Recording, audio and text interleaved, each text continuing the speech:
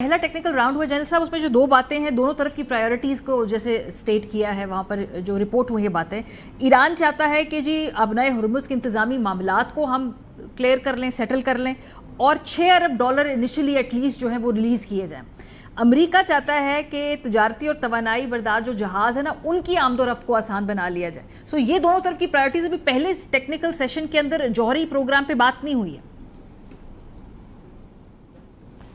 जी बिस्मिल्लाहिर्रहमानिर्रहीम। Thank you very much Maria for inviting me. देखिए जी, जो हुर्मस के मामलात हैं ये इतने सादा हैं नहीं जी, और ये मामला जो है वो अमेरिका और ईरान के दरमियान अपेरेंटली तो नज़र आ रहा है, लेकिन इसमें बहुत सी रीजनल कंट्रीज़ शामिल हैं। अभी भी जब सेंटकॉम की भी यहाँ पे मीटिंग हुई मिडल ईस्ट के अंदर, और मिडिल ईस्टर्न कंट्रीज़ ने अपने जो कंसर्न शो किए हैं तो वो ज़्यादातर हुर्मस की इस ट्रैफिक के ऊपर है जी। They would like to have a free seas और फ्री ट्रेड रूट चाहेंगे। अमेरिका ऑफ कोर्स इतने ये दोनों, जैसा एज आई सेड कि ये दोनों मिलकर उसका डिसीजन नहीं ले सकते। ओमान भी आई मीन अभी तक उन्होंने कोई मुकम्मल डिसीजन नहीं लिया। गो के ओमान और अमेरिका ने मिलकर कोशिश की कि जो सदर्न पोर्शन है, जो ओमान की कोस्ट को हग करके यहाँ से ट्रैफिक को बहाल किया जाए, तो उसी के ऊपर आपको याद होगा कि एक एस्केलेशन हुई थी, एंगेज किया था ईरान ने और उसके पास रिस्पांस आया था।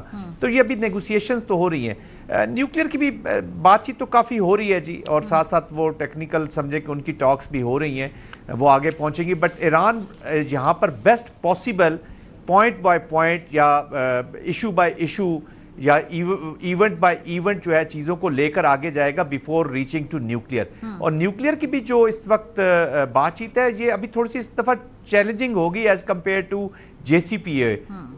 कंपैरिजन जब मैं बात करता हूँ, इसका मतलब यह है कि JCPOA से आगे जाने के लिए अमेरिका को बड़ा जोर लगाना पड़ेगा। अदरवाइज अगर उसी के इर्द गिर्द रिवॉल्व करते हैं आउटकम्स इसकी न्यूक्लियर के ऊपर भी, तो प्रेसिडेंट ट्रंप के लिए वो नोशन ऑफ विक्ट्री इस्टेब्लिश करना बड़ा चैलेंजिंग हो जाएगा।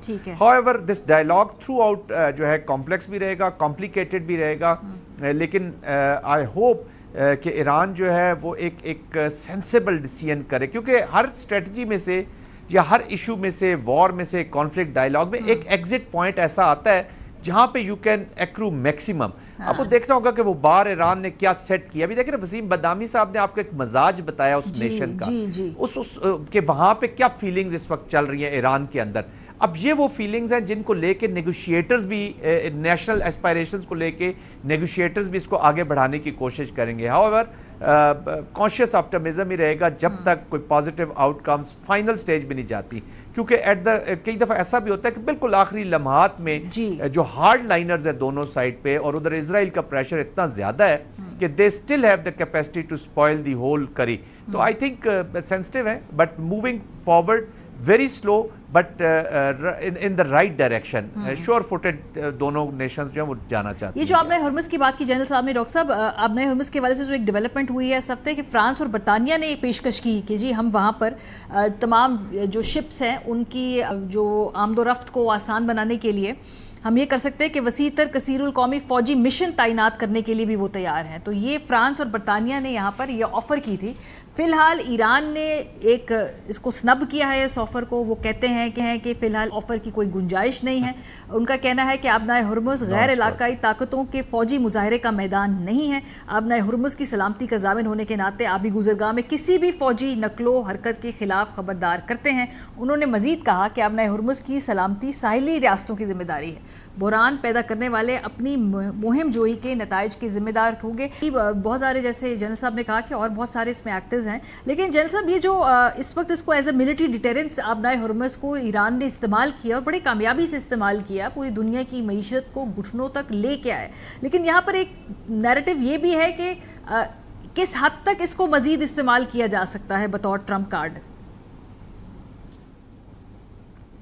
देखिए यही मारिया मैं बात कर रहा था कि एक वक्त होता है कि आपने एग्जिट करनी होती है स्ट्रेटजी के बीच में, और बेस्ट पॉसिबल जो परपेचुअल स्टेट ऑफ कॉन्फ्लिक्ट में ईरान भी नहीं रह सकता जी।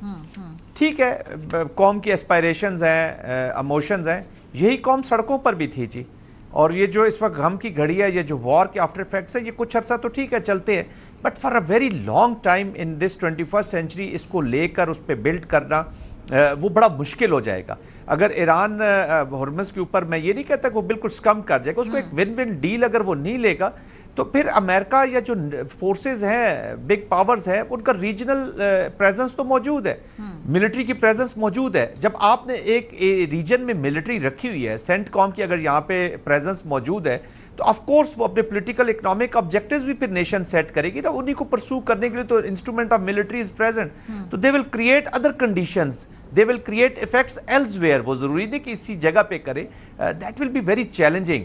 میرے خیال میں ایک اپ فرنٹ ان کو $300 بلین لوڈ کیا جا رہا ہے, $100 بلین انفروزن ہے, اور اگر یہ تیل کی ترسیل اور ان کی واپسی ہوتی ہے in the international governance system, economy میں, پالیٹکس میں, ڈپلومیسی میں, ایک نیو جو سیٹ اپ لگے گا یا جو نیا چیس بورڈ سیٹ ہوگا ریجن کا, اس کے اندر دیکھیں ایران جو ابھی ایک امپورٹنٹ پلیئر کے طور پر آ سکتا ہے. قطر واز پریزنٹ رسومات کے اندر, سعودی عربیہ واز پریزنٹ رسومات کے اندر, عمان ان کے ساتھ چل رہا ہے. تو I think these are very positive signs. Having said that capitation ہوئی ہے, بہت نقصان ہوا ہے, لیکن یہ اگر اس غم کو یا اس چیز کو لے کر آگے چلیں گے تو it will be like driving a car, back view mirror میں دیکھ کے آپ گاڑی آگے نہیں چلا سکتے, وہ پھر آپ کو ٹکر ہی لگتی ہے. جی, اور اس سارے سینٹیمنٹ کو میرے خیال میں جو پریزنٹ لیڈرشپ ہے دے آر کاگنیزنٹ آف دس. ہاں, اس کو پورے سینٹیمنٹ کو چینلائز کریں, ری بلڈنگ ایران, خاص طور پہ ان کے جو نوجوان طبقہ ہے ان کو نوکریاں, روزگار, اور اس کو ری بلڈ کریں, اور ان کو دنیا کے ساتھ آگے جو ہے بڑھنے کے لیے جو اس وقت کی ریسورس ہے ان کو استعمال کریں. بہت شکریہ آپ دونوں حضرات کا.